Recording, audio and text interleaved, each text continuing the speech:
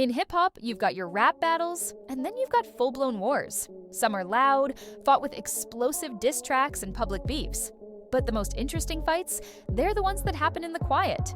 For over a decade, two of the biggest artists on the planet, Jay-Z and Drake, have been locked in a cold war. This isn't just a battle fought on records. It's happening in boardrooms, in brand deals, and in billion-dollar investments.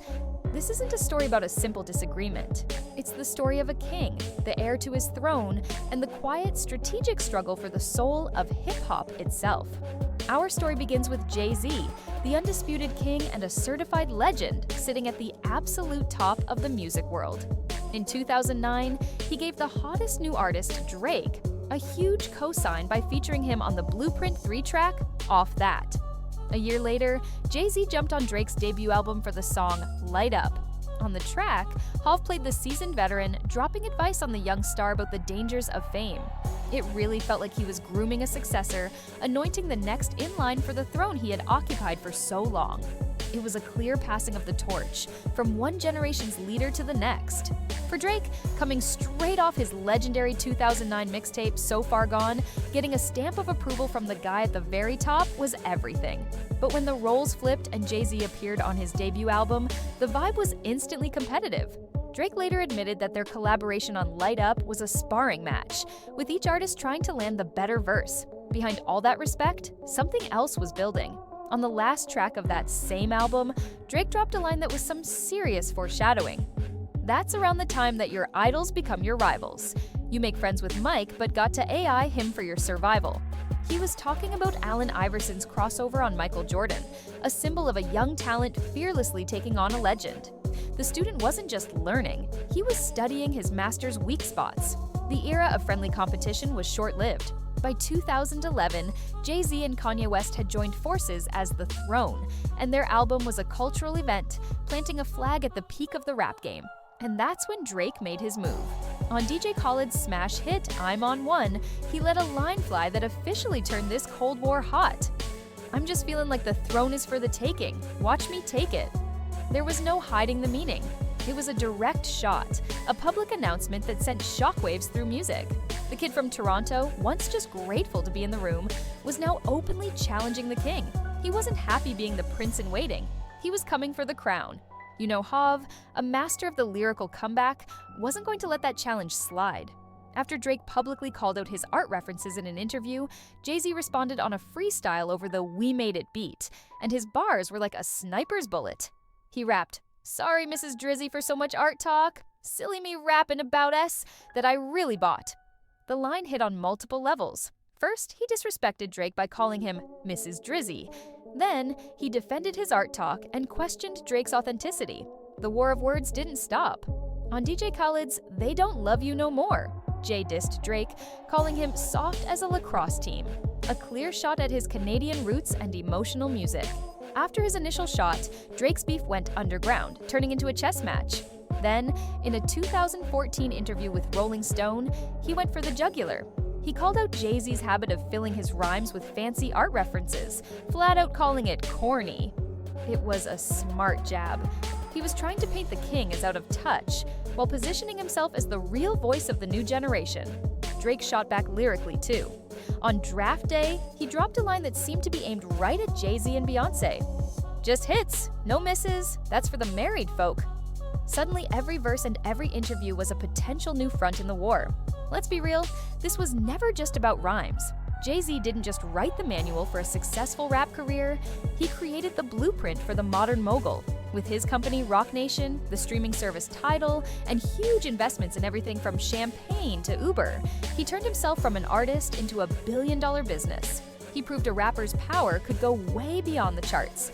His line, "I'm not a businessman, I'm a businessman," became the motto for a whole generation. With a net worth of around $2.5 billion, Jay-Z is still the richest rapper alive, having established the ultimate path to success. And Drake? He followed Jay-Z's blueprint to a T.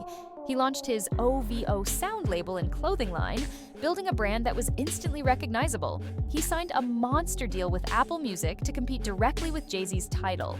He even copied Jay's sports world moves by becoming the Toronto Raptors' global ambassador. Where Jay-Z built his brand on luxury and elite access, Drake built his on being everywhere at once, dominating pop culture from the ground up. As his empire kept getting bigger, a new question popped up. Could the student's business actually become bigger than the master's? With a fortune closing in on $250 million and growing fast, he has become one of the wealthiest entertainers on earth. Lately, the direct tension between them has cooled, but Jay-Z's presence is still felt, often through others. Many in the industry believe he has been quietly backing Kendrick Lamar as his weapon of choice to keep Drake's dominance in check. Remember, Pusha T, a longtime Jay-Z ally, is the one who hit Drake with The Story of Adidon, perhaps the most brutal diss track of the modern era, and he did it over the beat for Jay-Z's The Story of OJ. More recently, rumors flew that Jay-Z used his NFL connections to help lock in a Super Bowl halftime show for Kendrick, a move some see as a checkmate against Drake. Hov doesn't have to get his hands dirty anymore. His quiet, strategic moves always seem to put pressure on the throne. In the modern rap era, Drake's success has put a massive target on his back, making him the center of the biggest conflicts. This blew up during the 2024 rap civil war. It all started on the track First Person Shooter, when Drake and J. Cole called themselves, along with Kendrick Lamar, the Big Three of rap.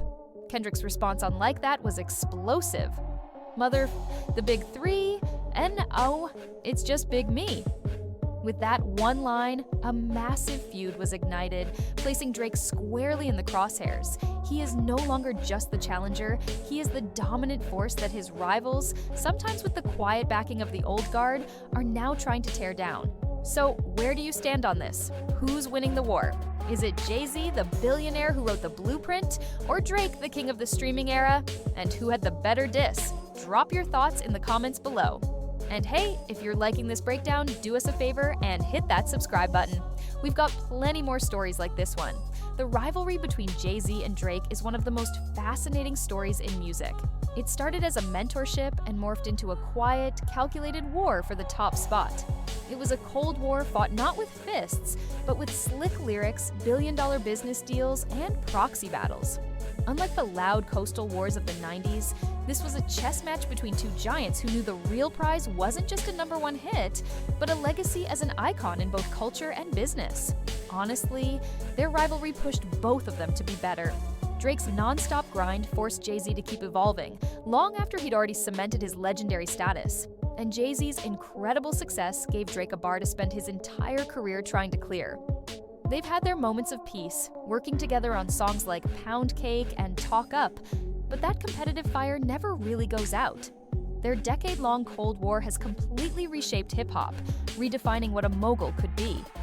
And it leaves us with a timeless question. In the world of hip-hop, can there really be two kings at the same time? Or, just as Drake predicted all those years ago, do your idols always, eventually, become your rivals?